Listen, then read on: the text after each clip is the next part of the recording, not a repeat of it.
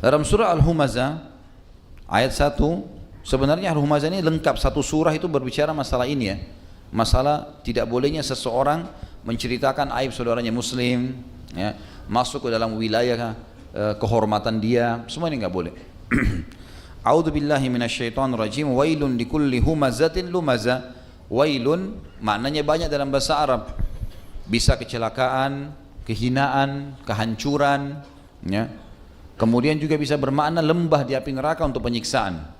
Likulli untuk setiap, tidak terkecuali. Dua kelompok Allah ancam, humaza pakai hak pertamanya dan lumaza pakai lam pertamanya. Jadi cuma beda di awal huruf.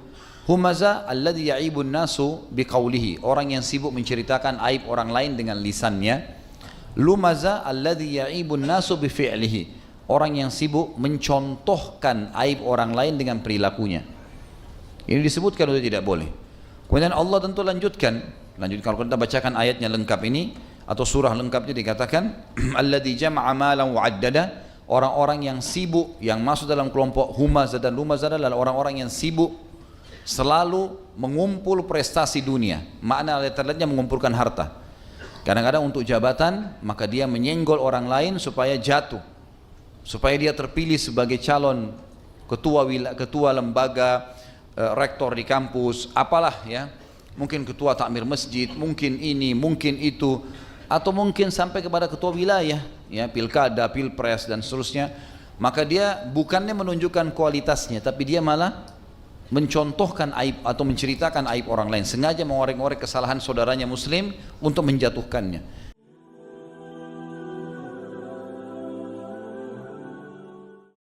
Assalamualaikum warahmatullahi wabarakatuh. Alhamdulillah, kalimat suci, kalimat mulia, kalimat sempurna yang selalu kita ucapkan kepada zat yang suci, zat yang mulia dan zat yang sempurna, yang telah menciptakan, mengurus, mengawas, memiliki dan yang akan memusnahkan apapun yang di langit dan di bumi sesuai dengan kehendaknya. Tidak ada sekutu baginya, tidak beranak dan tidak diperanakkan. Zat yang maha kuat, maha adil, maha perkasa. Dialah Allah, sang pencipta satu-satunya. Dia telah menggantungkan segala kebutuhan kita dengan memuji namanya dengan kalimat mulia Alhamdulillah. Maka sangat wajar kalau kita selalu mengucapkan kalimat ini. Juga kita banyakkan salam hormat kita kepada manusia yang telah dipilih oleh sang pencipta, disempurnakan jalur nasabnya, fisiknya dan ilmunya, dipilih menjadi penutup risalah para nabi dan rasul, utusan sang pencipta Allah untuk membawa semua yang dibutuhkan oleh manusia dan jin dalam roda kehidupan mereka di muka bumi ini dari panduan hidup. Maka mereka tahu mana halal, mana haram, mana yang dibolehkan, mana yang dilarang oleh sang pencipta Allah. Manusia terbaik ini diperintahkan oleh Allah untuk dijadikan sebagai suri tauladan, diciplak hidupnya, makannya, minumnya, berpakaiannya, bergaulnya, berekonominya, bahkan sampai berpolitiknya. Semuanya diikuti oleh orang-orang beriman. Sang pencipta Allah telah menjadikan ibadah buat kita semua, orang-orang yang sudah mengaku beriman kepada Allah, sebagai ibadah. Kalau kita mengucapkan salam hormat kepada manusia terbaik ini, maka sangat wajar kalau kita selalu membacakan salawat dan taslim kepada Nabi besar Muhammad sallallahu alaihi wasallam. Seperti biasa saudaraku seiman, melanjutkan bahasan kita dosa-dosa besar, dan kita masuk ke dosa besar ke-50 malam ini. Setelah kita membahas yang lalu dosa besar ke-49 tentang hukum memberontak dengan senjata dan mengkafirkan karena dosa-dosa besar, dan kita sudah sebutkan rincian panjang lebar tentang kaum Khawarij yang telah diingatkan oleh baginda Nabi SAW, di mana mereka paling suka mengkafirkan orang-orang lain dan keluar dari pemerintah resmi yang ada di wilayah mereka, serta selalu saja membuat kekacauan. Malam ini teman-teman sekalian kita akan bahas dosa besar ke-50. Imam Az-Zahabi menyebutkan bahwasanya menyakiti kaum muslimin dan mencaci mereka. Muslimin jamak daripada muslim, dan muslim kalau kita ambil secara etimologi Islam atau muslim, Islam adalah pegangan dan muslim adalah orang yang berpegang pada apa? Islam adalah istislamun nafsu lillahi rabbil alamin. Semua yang telah menyerahkan diri kepada Allah sang pencipta, dia sudah serahkan seluruhnya, waktunya, darahnya, hidupnya, apa saja. Semuanya ditundukkan kepada Sang Pencipta Allah. Dan di dalam terminologinya, Muslim artinya sosok manusia yang telah beriman kepada Allah dan beriman kepada semua apa yang telah Allah perintahkan tanpa memilah-milah, termasuk mengikuti dan mengakui semua risalah Nabi-Nabi dan Rasul. Kita diberikan julukan Muslim tanpa melihat ada lagi rasisme, tidak ada lagi suku, kebangsaan, warna kulit, paras wajah, poster tubuh, jabatan, kekayaan, sudah tidak ada lagi dalam Islam itu. Siapapun yang syahadat dia Muslim, dan hukumnya hukum zahir. Apa yang terlihat depan mata, maka dia adalah Muslim selama dia syahadat. Adanya pelanggaran-pelanggaran agama pada dirinya, maka kita mengingatkan sesuai dengan kadar pelanggarannya saja.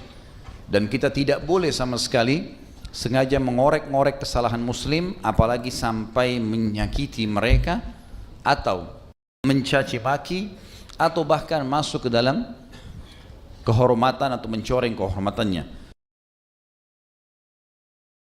Muslim, teman-teman sekalian, adalah saudara Muslim yang lain. Dia tidak akan pernah menyakiti saudaranya, dia tidak akan pernah menghinanya, tidak akan pernah menjatuhkannya, merusak martabatnya, ya. Semuanya Muslim terhadap Muslim yang lain diharamkan. Sebagaimana sabda Nabi SAW dalam hadis sahih, kullu muslimin ala muslimin haram damuhu wa maluhu wa irduh. Semua Muslim terhadap Muslim yang lain diharamkan darahnya, kehormatannya, dan juga hartanya. Tidak boleh sama sekali kita memukul seorang Muslim sehingga dia berdarah misalnya. Atau tidak boleh seseorang sengaja mencoreng kehormatannya, merusak nama baiknya, mengganggu keluarganya misalnya, menghina anak-anaknya, atau menghina tunggangannya zaman dulu, kuda unta, zaman sekarang kendaraannya misalnya, penampilannya, tutur katanya, tidak boleh dihina sama sekali sehingga itu mencoreng kehormatannya, dan tidak boleh ditipu hartanya. Sama sekali tidak boleh dibuat manipulasi data, sengaja mau utang kemudian dengan niat tidak bayar misalnya, atau ingin menipunya dengan proposal-proposal palsu, penawaran-penawaran palsu. Tentu menipu dosa sendiri, dosa besar, sudah pernah kita bahas. Menipu seorang Muslim dosa besar sendiri lagi. Jadi orang kalau menipu seorang Muslim, dosa menipunya ada, dosa menipu si Muslimnya juga ada. Jadi double dosa di sini. Dan itu teman-teman sekalian, apapun yang diharamkan dilakukan dari seorang Muslim ke Muslim yang lain, diharamkan juga dilakukan bagi orang-orang kafir. Hanya saja orang-orang kafir punya hukum tersendiri, karena mereka belum meyakini Allah secara 100%, seperti kasus ahli kitab Yahudi dan Nasrani. Mereka hanya meyakini sampai Nabi mereka saja, tidak mau meyakini Nabi yang datang setelah Nabi mereka. Seperti setelah Musa dan Isa alaihimussalatu datang Nabi Muhammad alaihimussalatu yang sudah kita imani keberadaan risalahnya. Dan kita tetap mengimani risalah Nabi-Nabi sebelum Nabi Muhammad SAW. Dan kita sudah yakin rukun iman kita ada 6, diantaranya beriman kepada kitab-kitab dan rasul-rasul. Artinya kita meyakini semua. Isa kita yakini Nabi, Musa kita yakini Nabi alaihissalam, dan kita juga meyakini Muhammad SAW sebagai Nabi. Hanya saja syariat yang diterapkan syariat Nabi yang terakhir, sebagaimana yang sudah sering saya rincikan. Teman-teman sekalian, kita dalam Islam disuruh selalu berbuat kebaikan. Bahkan kata Nabi SAW dalam hadis sahih riwayat Tirmidzi, fi kulli kabidin ratbatin ajr. Dan saya pernah temukan riwayat ini, kalau tidak salah riwayatkan Bukhari juga. Di setiap denyut kehidupan ada pahala. Kita berbuat baik sama siapapun pahala. Bahkan kepada hewan, kepada tumbuhan pun kita akan dapat pahala. Nabi SAW melarang untuk menyakiti siapapun tanpa sebab. Sampai pernah ada beberapa sahabat melihat ada seekor burung. Burung ini rupanya sarangnya jatuh dari pohon dan anak-anak burung itu ada. Maka beberapa sahabat menganggap anak burung ini lucu, diambil, dijadikan sebagai bahan mainan. Mereka bercanda gitu. Ternyata induk burung itu pada saat datang dia keliling-keliling di sekitar masjid Nabi SAW sambil teriak-teriak induk burung ini. Nabi SAW keluar lihat, dan Nabi lihat ada sarangnya di situ dan induk itu berputar-putar di sekitar sarang itu. Lalu kata beliau SAW dalam hadis Bukhari Muslim, siapa yang telah menyakiti hatinya burung ini dengan mengambil anak-anaknya, kembalikan segera anak-anaknya kepadanya. Maka para sahabat pun mengembalikan anak-anak daripada burung itu. Burung saja disuruh kita berbuat baik seperti itu. Kalau ada semut lewat, teman-teman sekalian, semut lewat, kita tahu memang semut kalau menyengat sakit, tetapi dia lewat, dan kita anggapnya adalah makhluknya Allah dan kita sengaja menyingkirkan saja tanpa harus membunuhnya, maka itu dapat pahala. Karena kita tahu kita menghormati makhluknya Allah, gitu kan? Kita hanya boleh membunuh sesuatu yang mengganggu kita. Kalau dari hewan-hewan mengganggu, kecuali itu ada 5 hewan nanti akan saya sebutkan. Tapi yang jelas kita dianjurkan untuk menjaga hubungan yang baik dengan hewan-hewan, tumbuh-tumbuhan, jin, ya, jin yang beriman. Sampai kata Nabi SAW, kalau kalian makan daging, makanlah dan rapikanlah tulangnya. Karena itu makanan saudara kalian dari jin yang beriman akan memakan tulang-tulang itu. Jangan serakin. Pohon-pohon juga Nabi SAW suruh kita menanam pohon, menjaganya, merawatnya. Kata beliau SAW dalam hadis yang sahih riwayat Bukhari, kalau di tangan salah seorang dari kalian ada bibit pohon, dia tahu kalau dia tahu. Kata Nabi SAW dalam hadis Bukhari Muslim, kalau di tangan seseorang dari kalian ada bibit pohon, jelas-jelas pohon ini kalau dibiarkan dia bisa mati nanti, maka tanamkanlah walaupun dia tahu besok kiamat. Dan kata Nabi SAW, kalau ada bibit di tangan seorang kalian kemudian dia tanam tanaman, maka tidak ada satupun dari manusia, dari jin, dari hewan-hewan yang makan dari pohon itu, daunnya, buahnya, ataupun bernaung di bawahnya, kecuali jadi pahala buat dia. Ada motivasi untuk merawat, untuk menjaga, ya. Tidak boleh menyakiti. Bahkan sebagian ulama mengatakan kalau ada orang sengaja iseng mencabut-cabut daun pohon tanpa sebab, itu sama dengan menjewer manusia sebenarnya. Itu nggak boleh. Kecuali memang ada udzur syar'i, perlu kita potong ya kita potong. Kalau enggak ya sudah, gitu kan. Dibiarkan. Karena ini ciptaan Allah Subhanahu wa taala. Begitu pula dengan manusia, teman-teman sekalian. Harus kita berbuat baik dengan mereka. Bahkan Nabi SAW mengatakan, khairun nasi anfa'um linnas. Manusia yang paling baik, manusia yang paling bermanfaat buat manusia yang lainnya. Berikan semuanya, apapun yang kita bisa. Tapi perilaku terhadap muslim harus ekstra. Harus bisa ekstra. Karena dia adalah orang-orang yang telah beriman kepada Sang Pencipta Allah. Sebaliknya, selain pahala yang besar bagi orang yang berbuat baik pada sama manusia, terutama muslim, juga sebaliknya kalau dia menyakiti, maka dosanya besar. Saya akan bacakan. Imam Az-Zahabi menyebutkan dosa besar ke-50 menyakiti kaum muslimin dan mencaci mereka. Dalil pertama surah Al-Ahzab ayat 58, A'udzubillahi minasyaitonir rajim. Walladzina yu'dzuna al-mu'minina wal mu'minati bighairi maktasabu faqad ihtamalu buhtanan wa itsman mubina. Dan orang-orang yang telah menyakiti orang-orang mukmin dan mukminah tanpa kesalahan yang mereka perbuat, maka sungguh mereka telah memikul kebohongan dan dosa yang nyata. Dan kata ulama tafsir, setiap ada ancaman dosa berarti ada ancaman hukuman siksaan. Walaupun dia sudah taubat, tetap ada proses pembersihan. Apalagi kalau tidak taubat. Kemudian juga dalam surah Al-Hujurat ayat 12, Allah yang maha tinggi dan maha pemurah mengingatkan, A'udzubillahi minasyaitonir rajim wa la tajassasu wa la yaghtab ba'dukum ba'dha al-ayah. Dan jangan kalian saling mencari-cari keburukan dan jangan menggunjing satu sama yang lain. Ada masalah yang sedang dihadapi, datang ke orangnya, tanyakan langsung, clear. Tidak usah berbicara di belakang. Karena tajassus, memata-matai, hukumnya haram. Tidak boleh sama sekali.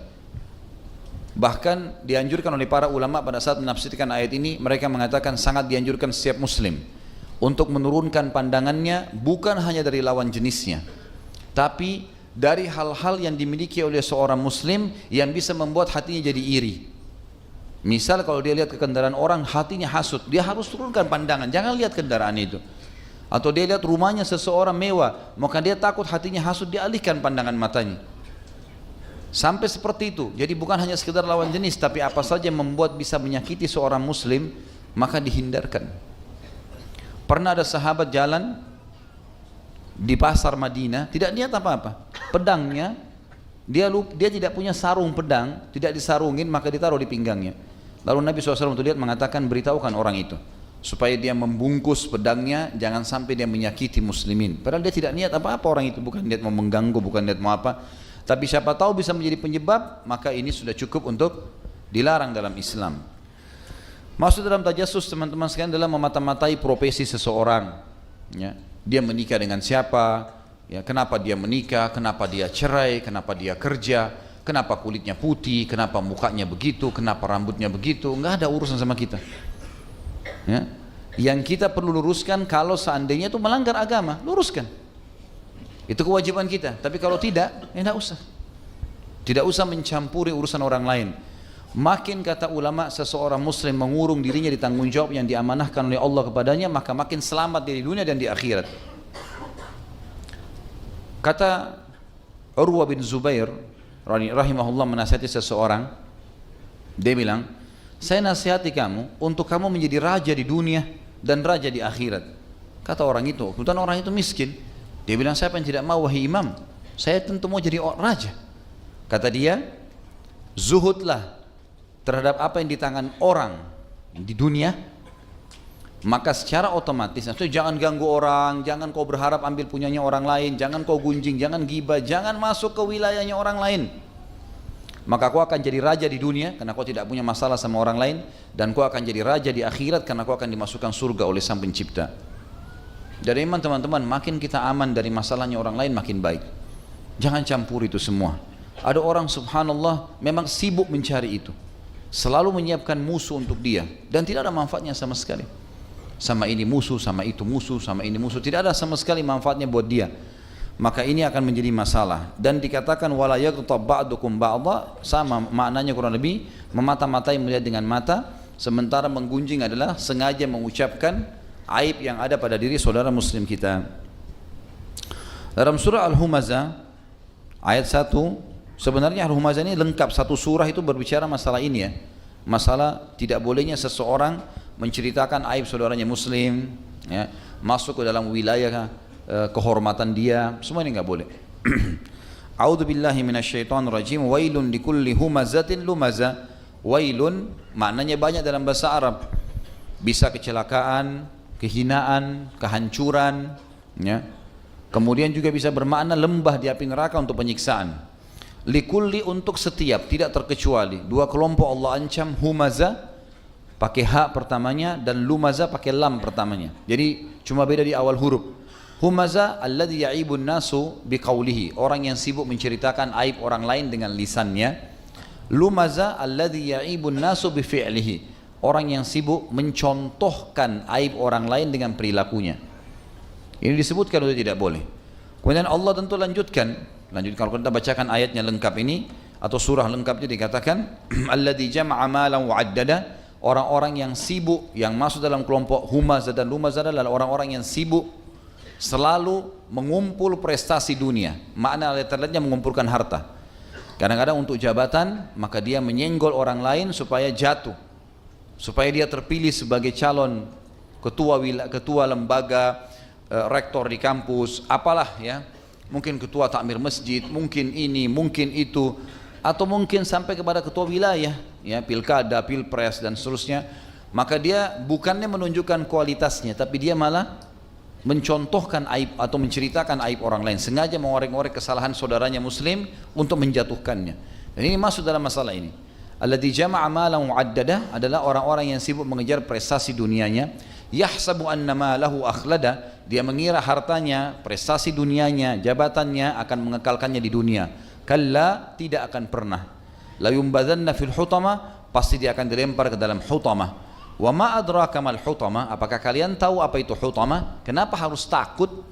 Narullahil muqadah, apinya Allah yang muqadah. Muqadah artinya teman-teman mushta'ilah, berkobar-kobar. Kita kalau ambil korek gas kecil, bakar jari kita, memar ya. Mungkin cuma hitungan detik, kalau 1 menit mungkin matang tangan kita. Bagaimana kalau api yang berkobar disemprotkan ke badan kita? Ini diibaratkan seperti itu. Lalu Allah mengatakan allati tattali'u 'alal af'ida, sifatnya api itu bisa membakar sampai ke jantung manusia. Kata ulama tafsir, kalau kita bakar manusia dari kakinya, kemungkinan jantungnya terakhir yang terbakar, karena semuanya bisa terbakar melalui kulit ya. Tapi jantung tersembunyi di belakang tulang gitu ya. Tulang dada, tulang rusuk, maka berarti secara otomatis dia akan lama. Tapi neraka utama begitu membakar kakinya langsung membakar jantungnya. Tidak cukup sampai situ. Setelah dikatakan sampai pada jantung manusia, innaha alaihim mu'sadah, sesungguhnya api itu mengelilingi mereka. Makna yang lain mu'sadah adalah multasiqah, melengket, melekat.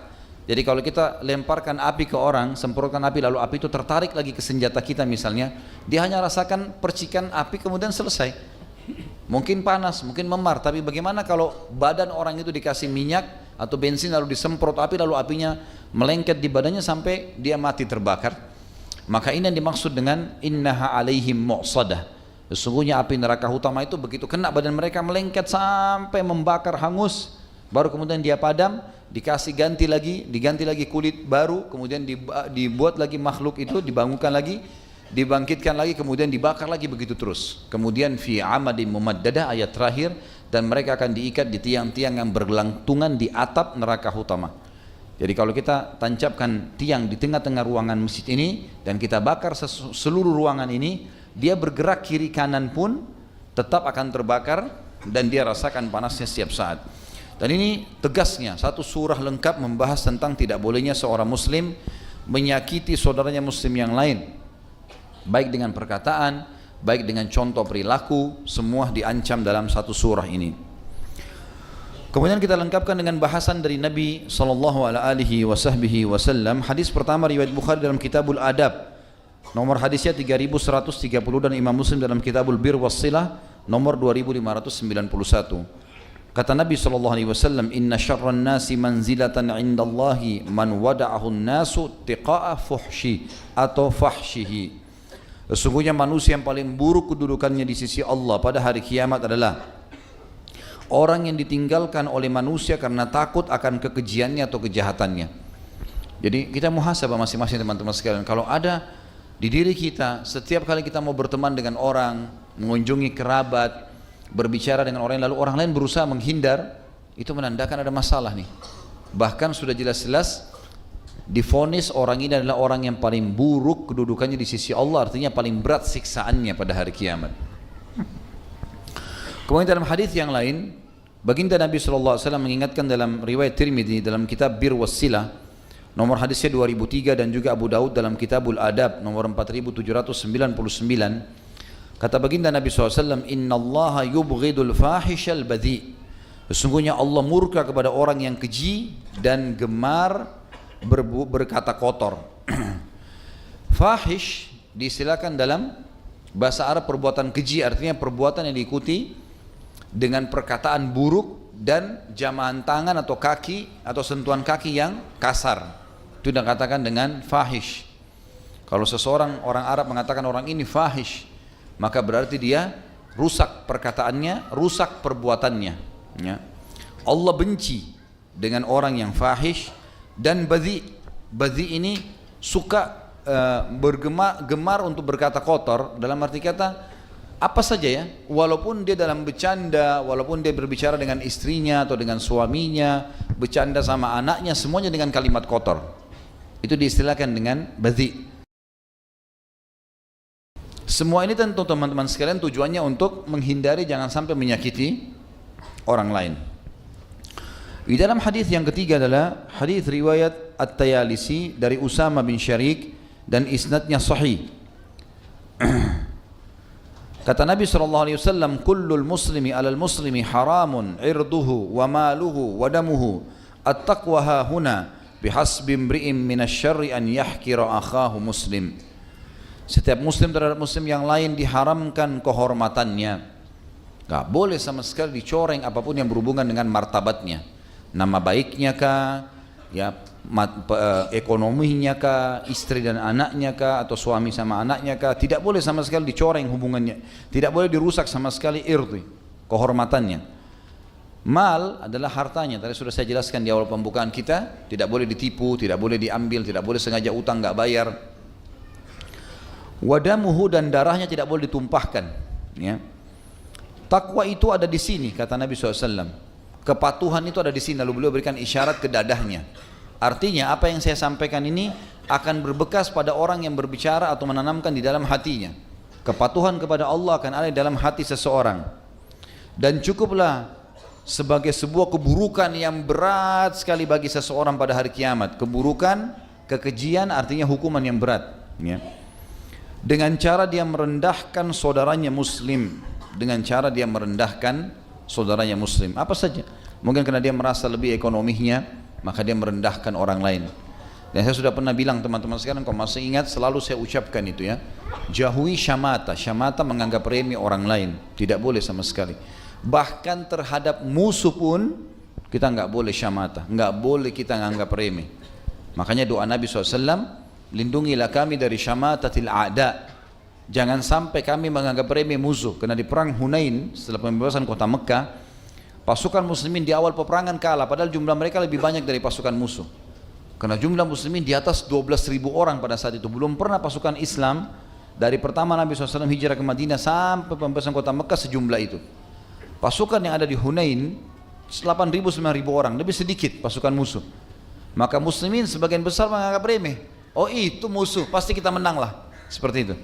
Syamata ada namanya, menganggap remeh musuh. Maka apa yang terjadi? Allah buat muslimin kalah di awalnya. Sampai Nabi SAW menyusun pasukan kekuatan kembali, kemudian menasihati mereka, baru kemudian menyerang, barulah menang setelah itu. Jadi nggak boleh sama sekali kita menganggap remeh orang lain. Dan saya sudah pernah bilang statement Umar bin Khattab, dan jangan lupa teman-teman sekalian, ini disampaikan oleh salah satu imam Masjid Haram pada saat kami lagi sholat Jumat, sampaikan khutbah, dan saya juga baru dengar riwayat itu. Tapi luar biasa khutbah Jumat beliau, dan beliau mengatakan sampai hampir seluruh Masjid Haram waktu itu menangis. Dan ini belum lama untuk kami bimbing umrah pada saat itu. Lalu dia mengatakan, hati-hati dengan syamata wahai muslimin. Di antaranya statement Umar bin Khattab, saking fahamnya masalah ini, dia mengatakan kalau wanita hamil lewat di hadapanku, lalu aku bilang, ih perutnya besar ya, aku khawatir Allah membuatku hamil. Atau Allah akan membuat aku dihukum perutku jadi membesar karena menganggap remeh. Padahal perempuan wajar kalau hamil perutnya membesar. Tapi sampai seperti itu. Artinya tidak boleh sama sekali merendahkan orang lain. Di dalam riwayat yang lain teman-teman, hadis kita yang keempat,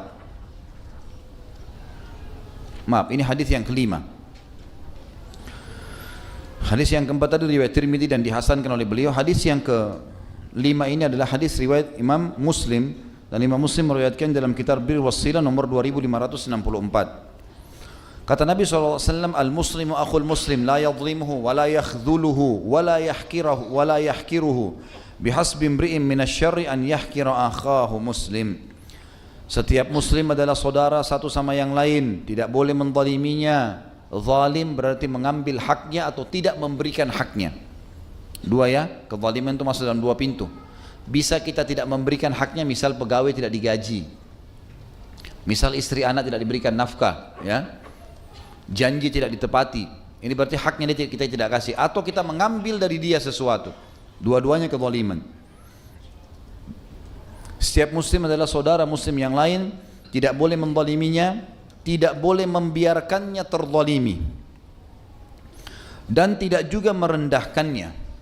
Cukuplah seseorang berbuat keburukan dengan cara dia merendahkan saudaranya sesama muslim. Jangan anggap remeh teman-teman sekalian. Kalau kita lihat ada orang pakaiannya kotor, penampilannya mungkin kurang, kita alhamdulillah selamat dari itu, bersyukur kepada Allah.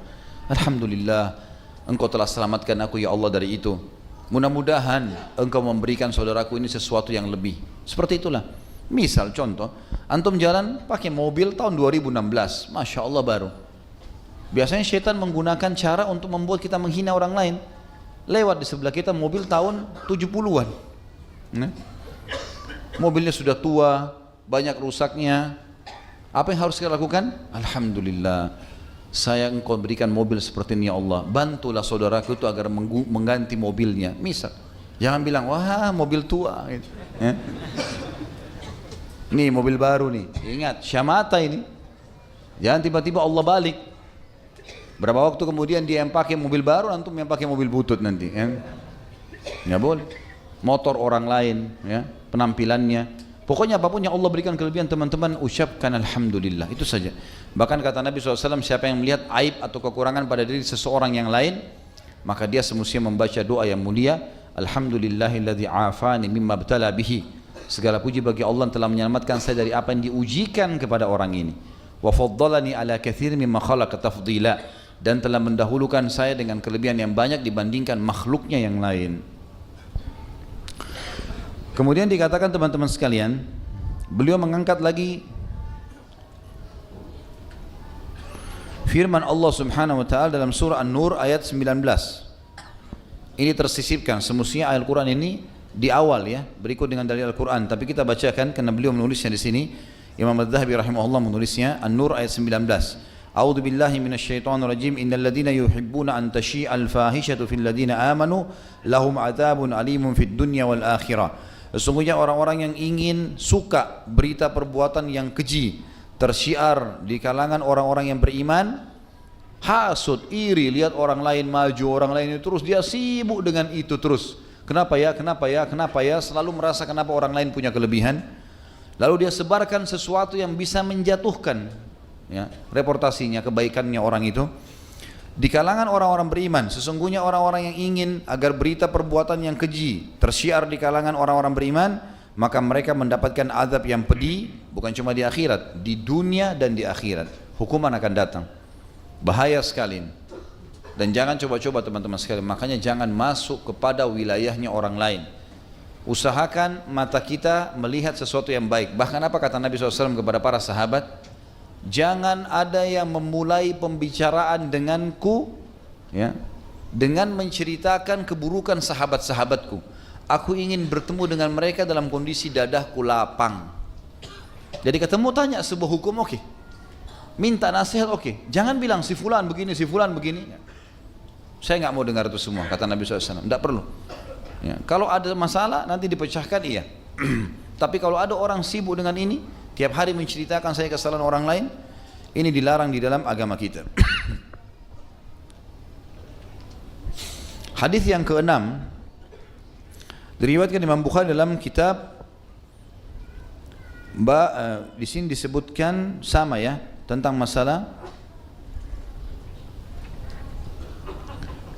dalam kitab adab ya. Nomor hadisnya 6044. Nabi SAW bersabda, sibabul muslimi fusuqun wa qitaluhu kufur. Mencela seorang muslim adalah termasuk perbuatan fasik dan memeranginya termasuk perbuatan kufur.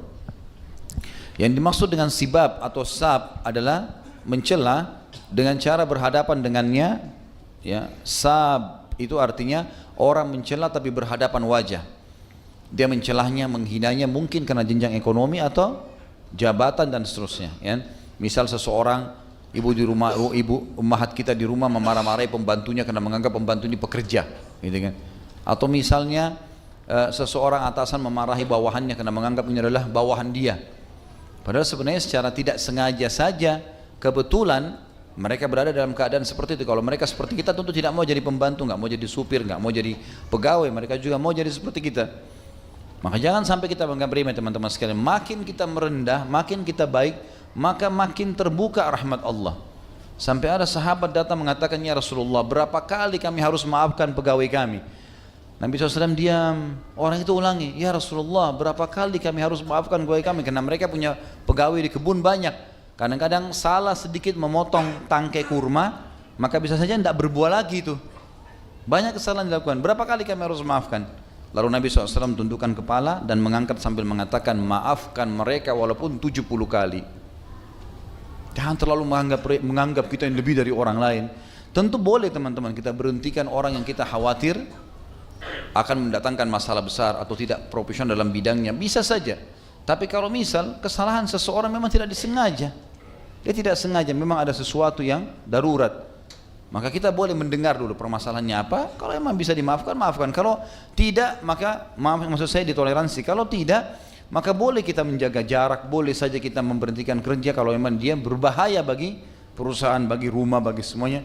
Tapi yang jelas yang dimaksud ini, maafkan pegawai kalian walaupun 70 kali adalah orang-orang yang tidak melakukan kesalahan-kesalahan yang berat. Karena ada hadis, terutama pelanggaran agama ya. Kalau ada pelanggaran agama ini tidak ada toleransi. Karena dikatakan dalam sebuah hadis yang sahih riwayat Bukhari, Aisyah mengatakan dari Rasulullah SAW selalu toleransi dalam masalah-masalah yang berhubungan dengan hak beliau. Urusan dunia biasa saja.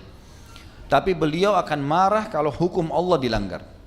Kalau sudah berhubungan dengan haknya Allah, pelanggaran-pelanggaran syar'i, maka Nabi SAW marah pada saat itu. Hadis yang lain atau hadis kita yang ketujuh adalah riwayat Imam Muslim. Dan hal ini disebutkan oleh Imam Muslim dalam Kitabul Iman bab di nomornya saja langsung nomor hadis 46. Kata Nabi SAW, la yadkhulul jannata man la ya'manu jaruhu biwa'iqah.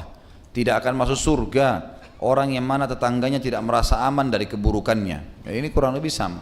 Masuk muslim atau non muslim, tidak boleh sama sekali kita ganggu tetangga. Bahkan kalau kita bicara tentang masalah tetangga, kita akan temukan bagaimana dalam Islam tetangga itu harus didahulukan. Sampai Nabi SAW bersabda, dan ulama jadikan ini sebagai salah satu bahasan penting dalam masalah fikih, al-jaru ahaqqu bisaqabati jarihi. Tetangga lebih berhak dari penawaran tetangganya. Jadi hukum syariat teman-teman dalam buku-buku fikih dibahas oleh para ulama, kalau kita mau jual mobil, mau jual rumah, mau tawarin apa, tetangga paling pantas ditawarkan. Dan Nabi SAW mengatakan, saya hampir saja mengira tetangga akan diberikan warisan dalam syariat, dalam Islam, saking seringnya Jibril mewasiatkan kepada aku tentang tetangga. Bagaimana kita berbuat baik, jangan ganggu orang lain, putar sesuatu yang besar mengganggu tetangga di sebelah, sengaja menutup jalan, sengaja ini, sengaja itu, tidak pernah menyapa, tidak pernah membantu dalam keadaan susah, atau bahkan kadang-kadang ada yang mengambil haknya tetangga, sebidang tanah diambil atau apa sajalah, ya. Ini semua adalah perbuatan yang diharamkan di dalam agama Islam. Bahkan Nabi mengancam, ya, tidak akan masuk surga orang yang tetangganya tidak merasa aman dari keburukannya. Hadis yang ke-8. Hadis diriwayatkan oleh Bukhari dalam Kitabul Adab nomor 6016 dan Imam Muslim dalam Kitabul Iman nomor 46. Kata Nabi SAW, wallahi la yu'min, wallahi la yu'min, wallahi la yu'min. Qila man ya Rasulullah? Qala alladhi la ya'manu jaruhu biwa'iqah. Demi Allah tidak dihitung seseorang itu beriman. Demi Allah tidaklah beriman. Demi Allah tidaklah beriman. Ditanyakan kepada beliau, siapa yang anda maksudkan wahai utusan Allah? Kata Nabi SAW, orang yang mana tetangganya tidak merasa aman dari keburukan dirinya. Sebagian ulama merincikan tentang masalah tetangga. Seluas apa sih sebenarnya kedudukan tetangga itu, atau sampai berapa rumah dihitung tetangga? Ada pendapat yang mengatakan tetangga adalah orang yang berada di sekitar kiri kanan rumah, depan dan belakang yang paling dekat. Ini pendapat. Tapi ini pendapat dimarjuhkan, artinya sebagian kecil ulama memilihnya. Ada yang mengatakan yang dihitung tetangga adalah 40 rumah di sekitar rumah, gitu kan? Tapi pendapat ini juga pendapat yang marjuh. Pendapat yang paling kuat adalah yang disampaikan oleh para ulama tentang statement Atha bin Abi Rabah rahimahullah. Ini salah satu ulama tabi'in. Beliau pernah pada saat menuntut haknya penduduk Makkah dan penduduk Madinah, beliau datang kepada Khalifah Umayyah lalu beliau mengatakan, ya Amir Mukminin, penduduk Makkah tetangganya Allah dan penduduk Madinah tetangganya Rasulullah sallallahu alaihi wasallam. Apa makna kalimat ini? Ulama subhanallah, ya, Allah berkahi ilmu dan waktu mereka. Sampai-sampai statement yang dikeluarkan saja bisa menjadi sebuah hukum. Ini panjang lebar dibahas oleh para ulama. Perkataan Atha bin Abi Rabah, karena dia ulamanya tabi'in. Ini muridnya langsung Abdullah bin Umar radhiyallahu anhum ajma'in. Dia mengatakan penduduk Mekah tetangga Allah. Kok bisa tetangga Allah? Ulama rincikan, karena di Mekah ada Ka'bah, dan Ka'bah dikenal dengan istilah Baitullah, rumahnya Allah. Berarti menurut Atha bin Abi Rabah, seluruh penduduk Mekah tetangganya Allah. Makna kalimat ini secara fikih adalah berarti satu kota itu tetangga. Jelas, ya? Berarti kalau kita tarik statement ini menandakan disuruh berbuat baik dan tidak mengganggu satu kota itu. Bukan cuma 2-3 rumah di sebelah kita. Sama dengan penduduk Madinah tetangga Rasulullah SAW. Kok bisa? Padahal Rasulullah sudah meninggal SAW. Karena di situ ada rumahnya, ada kuburannya, di sebelah masjidnya, gitu kan? Berarti semua penduduk Madinah adalah tetangga Rasulullah SAW. Dimanapun dia tinggal, selama masih kota Madinah, tetangga Rasulullah SAW. Berarti banyak sekali hukum di sini teman-teman sekalian. Seperti hadis Nabi SAW yang berbunyi, kalau kalian membuat masakan, lebihkanlah dan bagikan kepada tetangga kalian. Kata-kata tetangga berarti semua yang kita bisa jangkau bagikan, gitu kan?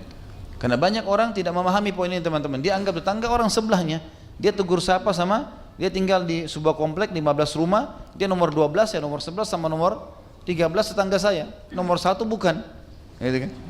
Maka tegur sapa sama yang nomor 11 sama nomor 13, yang lebihnya tidak usah.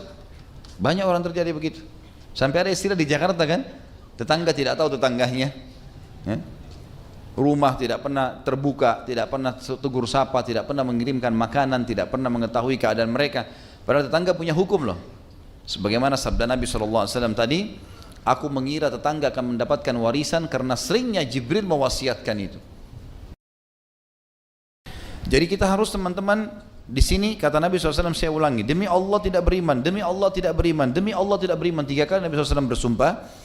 Ditanya kepada beliau, siapa itu yang anda maksudkan wahai utusan Allah? Kata beliau, orang yang mana tetangganya, definisi tetangga tadi, satu wilayah itu semuanya, tidak merasa aman dari keburukannya. Setiap kali orang ketemu dia, ya si fulan, orang takut bertemu, lisannya tajam, mungkin apalah ya, ada saja pertanyaan-pertanyaan yang menyudutkan ya.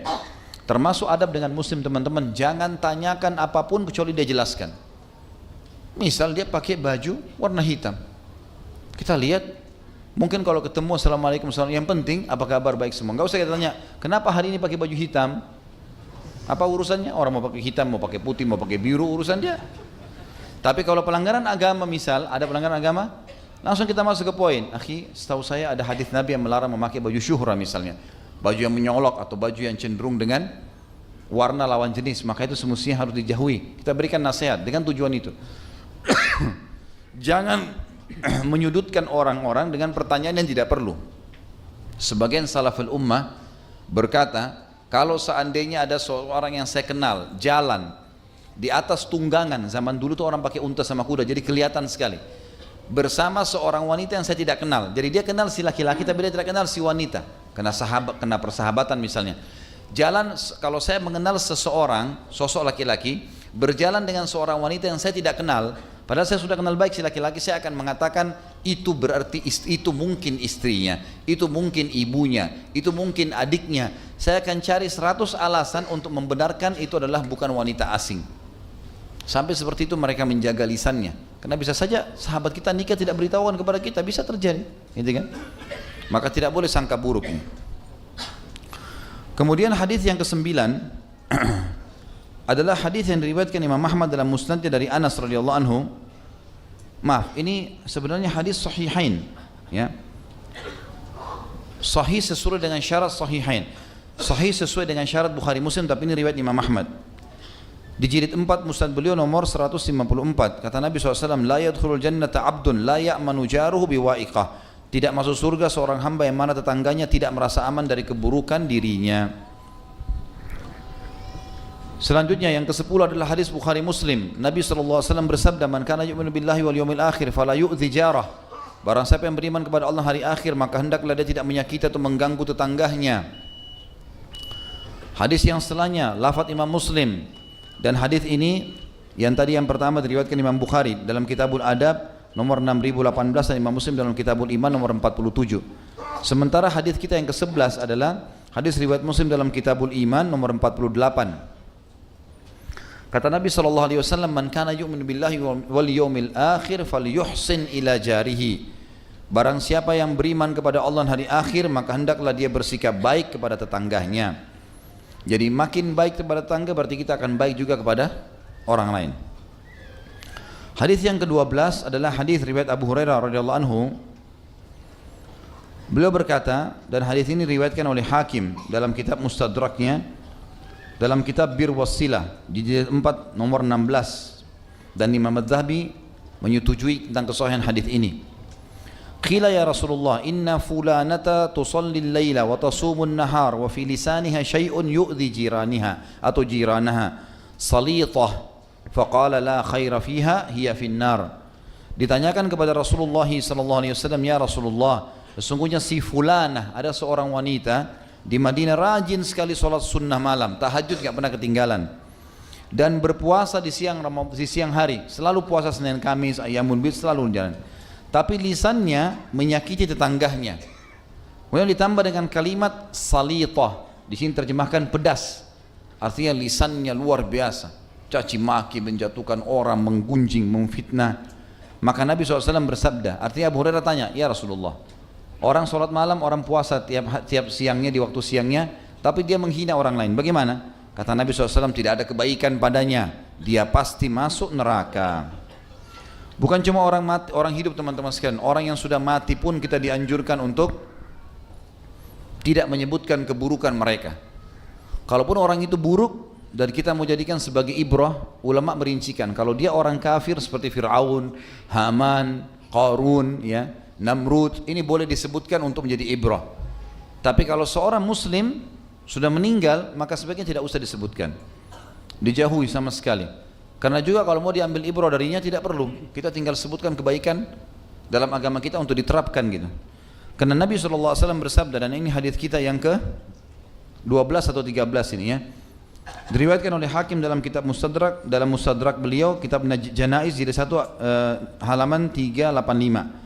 Beliau mensahihkan dan juga Hakim dan juga Az-Zahabi menyetujui masalah ini tentang kesahihan. Kata Nabi SAW, "Udhkuru mahasina mautakum wa kuffu masawi'ihim."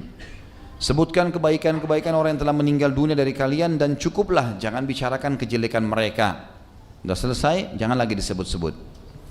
Selanjutnya tentu saya seperti biasa teman-teman, kita akan ambil waktu durasi azan iqamah ini, kita akan masuk menyelesaikan hadis-hadis, karena nanti setelah sholat ba'da isya kita akan langsung masuk ke pertanyaan. Hadis selanjutnya yang ke-13 ya, 12, 13, ini yang ke-14 ya. Abi Dzar radhiyallahu anhu meriwayatkan bahwa beliau telah mendengarkan Nabi SAW bersabda, "Man da'a rajulan bil kufri aw qala aduwallah wa laysa kadzalika illa raja' alaih." Saking pentingnya harus jaga lisan, hadis Bukhari Muslim menjelaskan. Bukhari menyebutkan dalam Kitabul Adab nomor 6045, Muslim dalam Kitabul Iman nomor 61. Kata Nabi SAW, barang siapa yang memanggil seseorang dengan sebutan kafir karena perilakunya buruk misalnya, tapi dia masih muslim, atau dia mengatakan wahai musuh Allah, mungkin karena perilaku maksiatnya, padahal kenyataannya tidak demikian, dia belum tahu. Jangan cuma nilai orang dari penampilan, melainkan pasti akan kembali kepada pengucapnya. Hadis yang selanjutnya yang ke-15, diriwayatkan hadis ini oleh Abu Daud dalam Kitabul Adab nomor 4878 dan Imam Ahmad dalam Musnad beliau di jilid 3 nomor 224 atau halaman 224. Rasulullah SAW bersabda, "Lamma urija bi marartu bi qaumin lahum azfarun min nuhasin yakhmishuna wujuhahum wa sudurahum faqultu man haula'i ya Jibril faqala alladhina ya'kuluna luhuman nasi wa yaqa'una fi a'radihim." Pada malam aku diperjalankan, diisrakan, menerima perintah salat. Kata Nabi SAW, aku melewati satu kaum yang mempunyai kuku-kuku dari tembaga yang tajam. Kemudian mereka mencakar wajah dan dada mereka sendiri. Lalu aku bertanya, siapa mereka itu wahai Jibril? Lalu Jibril alaihissalam menjawab, mereka adalah orang-orang yang memakan daging manusia dan terjerumus membicarakan kehormatan orang lain. Memakan daging manusia maksudnya adalah menceritakan aib orang lain. Yang ke-16, hadis Nabi SAW riwayat Bukhari Muslim. Bukhari menyebutkan dalam Kitabul Adab nomor 5973 dan Imam Muslim dalam Kitabul Iman nomor 90. Tirmidzi juga menyebutkan dalam kitab Bir Wassila nomor 1903 dan Abu Daud dalam Kitabul Adab nomor 5141. Kata Nabi SAW, "Inna minal kabairi syatmar rajuli walidayhi." Qalu ya Rasulullah, wa hal yashtumur rajul walidayhi? Qala na'am, yasubbu abar rajuli fayasubbu abah wa yasubbu ummahu fayasubbu ummahu. Sesungguhnya di antara dosa-dosa yang besar adalah seseorang sengaja mencaci maki kedua orang tuanya sendiri. Maka para sahabat bertanya, wahai utusan Allah, bagaimana ada seseorang yang mencaci maki kedua orang tuanya? Kayaknya sulit untuk difahami. Bagaimana kami memahami itu? Kata Nabi SAW, iya, dia mencaci maki bapak seseorang. Maka orang yang dicaci maki bapaknya mencaci maki bapak dia. Karena dia penyebab, berarti sama saya dia caci sendiri bapaknya. Dan dia mencaci maki ibu seseorang, maka orang itu pun mencaci maki ibunya. 3 hadis yang terakhir teman-teman sekalian. Hadis selanjutnya adalah hadis diriwayatkan oleh Bukhari dalam Kitabul Adab nomor 5973, Imam Muslim dalam Kitabul Iman nomor 90, Tirmidzi dalam kitab Bir Wassilah nomor 1903 dan Abu Daud dalam Kitabul Adab 5141. Kata Nabi SAW, "Inna min akbaril kaba'iri an yal'ana ar-rajul walidayhi." Qila ya Rasulullah, fa kaifa yal'anu ar-rajul walidayhi? Qala yasubbu abar rajuli fayasubbu abah wa yasubbu ummahu fayasubbu ummah. Sesungguhnya di antara dosa yang paling besar adalah seseorang laki-laki melaknat kedua orang tuanya. Laknat artinya mendoakan keburukan ya. Jadi semua kalimat yang diucapkan buruk teman-teman sekalian, seperti misalnya kita mengatakan saya sial, naudzubillah ya, sial misalnya, atau saya tidak akan pernah sembuh, saya tidak akan pernah berhasil, saya tidak akan pernah menikah. Ini semua kalimat sial, nggak boleh diucapin. Di kamus benak seorang muslim harus habis semua itu.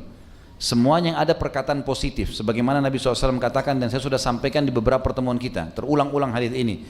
Saya tidak suka dengan kalimat pesimis, saya tidak bisa, saya tidak mungkin sembuh, saya tidak mungkin nikah, saya tidak mungkin berhasil. Tidak boleh ada semua ini, kalimat ini harus dihapus. Maka yang boleh adalah, kata Nabi, saya suka al-fa'al atau kalimat optimis. Saya akan bisa, saya akan sembuh, saya akan mampu. Sampai sebagian salaf mengatakan, kalau seandainya saya ribut dengan istri saya, kemudian sebelum saya pulang saya mengatakan, insya Allah istri saya sudah jadi baik. Berharap itu doa kepada Allah yang maha tinggi dan maha pemurah, maka Allah mengubah keadaan istri saya menjadi baik gara-gara kalimat tersebut. Dikatakan di sini teman-teman sekalian, sesungguhnya di antara dosa besar adalah seseorang melaknat kedua orang tuanya. Ditanyakan kepada beliau, wahai utusan Allah, bagaimana mungkin seseorang laki-laki atau seseorang melaknat kedua orang tuanya? Beliau menjawab, dia mencaci maki bapak seseorang, lalu orang itu balik mencaci maki bapaknya, dan dia mencaci maki ibu seseorang, maka orang itu pun balik mencaci maki ibunya. Dua hadis yang terakhir adalah hadis kita, ini kalau tidak salah yang ke-17 ya, hadis riwayat Bukhari dalam Kitabul Adab nomor 6045. Kata Nabi SAW, la yarmi rajulun rajulan bil fusuki wal kufri illa irtadda alaihi illam yakun sahibuhu kadzalik. Tidak ada seseorang yang sengaja menuding, mengucapkan kalimat dengan lisannya seseorang yang lain dengan kefasikan, orang ini buruk, orang ini begini, orang ini begitu, atau kekufuran, orang ini kafir, melainkan pasti kembali pada dirinya jika orang tersebut tidak demikian adanya. Yang terakhir adalah larangan Nabi SAW terulang lagi tentang tidak boleh caci maki orang mati, adalah riwayat Bukhari dalam Kitabul Janaiz nomor 1393, Abu Daud dalam Kitabul Adab 4899, Nasai dalam Kitabul Janaiz nomor 53. Kata Nabi SAW, la tasubbul amwata fa innahum qad afdhu ila ma qaddamu. Jangan pernah mencaci maki orang yang sudah meninggal dunia, karena sesungguhnya mereka telah sampai kepada pahala amal yang telah mereka kerjakan. Allah sudah berikan mereka apa yang mereka kerjakan. Kalau baik dapat, kalau buruk mereka sudah dihukum. Kita berdoa kepada Allah Sang Pencipta yang Maha Kuat dan Maha Perkasa untuk menerima atau menjadikan majlis kita ini sebagai tambahan amal kita pada hari kiamat, dan semoga semua amal yang pernah kita kerjakan sekecil sampai sebesar apapun sampai ajal datang semua diterima dengan kemahamurahannya, dan semoga semua kesalahan muslimin dan kesalahan kita semua sekecil sampai sebesar apapun dimaafkan dengan kemahamurahannya dan diganti menjadi pahala. Dan kita berdoa agar Indonesia, seluruh masyarakatnya, seluruh jajaran pemerintahannya, seluruh jajaran keamanan, semua militernya, semua diberikan hidayah oleh Allah Subhanahu wa taala, kembali kepada Islam, yang muslimnya kembali kepada Al-Quran dan Sunnah, dan juga semoga kita diberikan pemimpin-pemimpin yang adil yang kembali kepada Al-Quran dan Sunnah, terutama Jakarta yang akan menghadapi pilkada dalam waktu dekat ini. Dan kita mendoakan agar seluruh wilayah, seluruh negara yang lain menjadikan Indonesia sebagai contoh. Dan kita berdoa untuk saudara kita di Palestina, di Syria, di Yaman, di Irak, di Myanmar, di Ahsa, dimanapun mereka berada sedang tertindas. Semoga Allah ikhlaskan niat mereka, terima para syuhada mereka, mulakan Islam di tangan mereka dan tangan kita semua, dan semoga Allah partisipasikan kita bersama mereka di pahala, baik dengan doa, harta, juga dengan jiwa kita. Dan semoga Allah dengan kemahamurahnya menyatukan kita semua di surga firdausnya tanpa hisab. Sebagaimana yang satukan kita di majlis ilmu yang mulia ini. Sekali lagi saya ingatkan sebelum kafaratul majlis, teman-teman sekalian, ikuti ceramah kami di YouTube dan ikuti secara sistematis. Ada kurang lebih 12 kajian kitab yang sudah kami angkat, dan memang belum selesai kitabnya. Ada 13 kitab, tapi satu kitab sudah tuntas. Jadi itu bisa dibuat sistematis. Misalnya hari Senin khusus ikuti Minhajul Muslim, masalah akidah, beli bukunya, ikuti. Setiap hari Senin bahas masalah itu saja. Selasa masalah hadis, ada Riyadhus Shalihin. Kalau mau diikutkan buku yang ketiga, bisa hadis qudsi. Bisa hari Rabu ikutin Bulughul Maram, masalah hadis, masalah fikih. Sudah 1400 hadis sekian.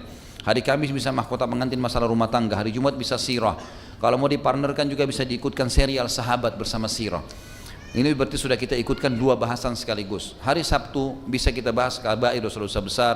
Hari Ahad bisa membahas nawakidul iman. Jadi banyak bahasan. Dan ini semua memang belum tuntas, buku-bukunya masih sementara berjalan.